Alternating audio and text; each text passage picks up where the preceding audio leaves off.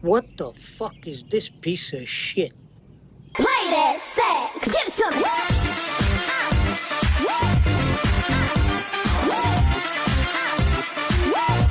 You better play that sax.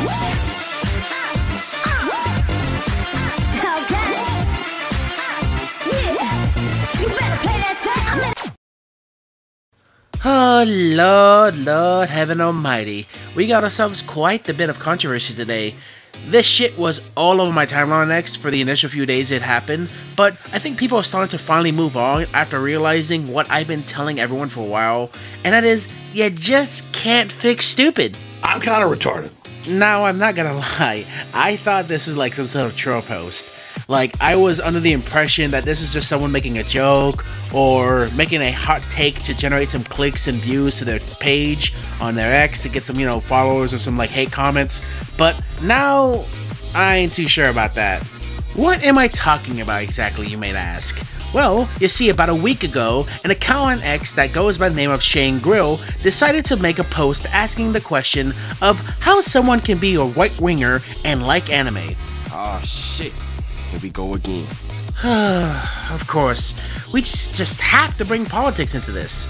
We can't just have a, simple discussion or conversation about anime narratives or plot or its characters or whatever. No, we need to inject more political debates and arguments into every little thing possible, don't we? Everything is sexist, everything is racist, everything is homophobic, and you have to point it all out. I will send you to Jesus. Can these people just fuck off already? Can we just go back to how days were when anime was more of a niche media and the general anime community was filled with individuals who truly loved the genre due to its appreciation and passion for Japanese culture and storytelling? Rather than have these well-skilled activist types who can't go 3 seconds without bringing up gender identity, sexuality, politics, or fucking the cultural nonsense into the discussion.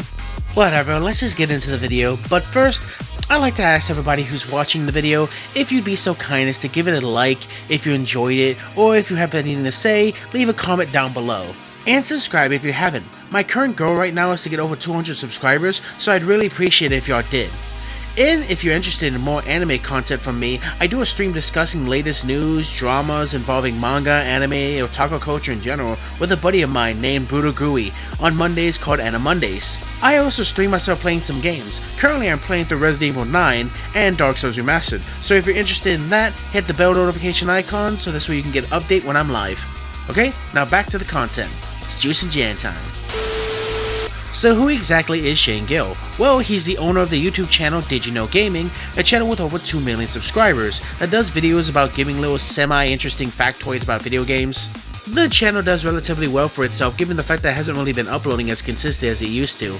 I and many others used to watch and enjoy his content during the early years of YouTube.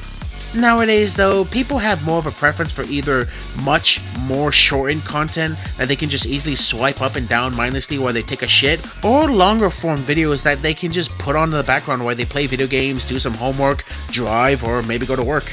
But to kind of get back on track, you may be asking yourself, why is this relevant? Well, you see, he decided to make a post on May 24th over on X asking the question. How can anyone be a fan of anime and be right-wing? Most of the narratives fly in the face of right-wingers' ideology. Right. Okay, before I get into the replies and responses to Shane here, I'd like to take a time to point out a few obvious issues I have with his statement. Firstly, I just gotta love how he immediately destroys any potential goodwill or good faith assumptions one might initially attempt to give him from the start of his post. I say this because despite the fact that he's phrasing his post as though he's just merely a curious little monkey, just a little fella, a little curious George if you will, walking along the trail asking his question, a question that I'm sure he put a lot of time and effort into thinking about, only to follow up his question with the added qualifier stating that most narratives in animes are either opposing or on the contrary to the views and ideals of those consider themselves on the right or right-leaning. Secondly, his statement is presented as though it's fact, or at the very least, a highly agreed upon opinion, which, given the various retarded tourists who have been infesting the anime community with their entitled, self-righteous perspectives, pushing their beliefs and opinions all over social media, doesn't really surprise me that this is where his mind goes when posing this question. It doesn't really come out as someone who generally wanted an answer to the question they posed, or at the very least, not to the degree he was expecting it to be. Like, look at the reply here that states the following. Most of the best anime narratives embody right-wing ideology. Heroism, courage, loyalty, honor, family, strength, excellence, hierarchy, sacrifice, order, virtue, beauty. All things completely foreign to hedonistic self-serving goons like you. Of course you wouldn't understand. Yeah, I'd agree with most of what this post is saying. I mean, we need not look any further than the very country anime itself is coming out of. Japan, despite having a slightly growing progressive movement over the past few years as of late, still has much of their culture steeped in societal traditions, strong religious beliefs, family values, and a very heavy emphasis on respect towards its elders. So it's not hard to believe that those very same core beliefs and principles is part of the foundations to what they write, to what they create, and that they would incorporate those values, as stated in the post above, into their characters or messaging. And I am not the only one who thinks this, by the way. I mean, you can literally just look at some of the replies Shane's getting in his post. They are there, in their own words, echoing the same sentiment about his short-sighted and narrow view on anime narratives and story. But instead of actually acknowledging, perhaps he jumped the gun here, maybe try engaging with some of the individuals who actually gave him some answers that he was maybe looking for, he decided to focus on this one guy who instead called him a loser.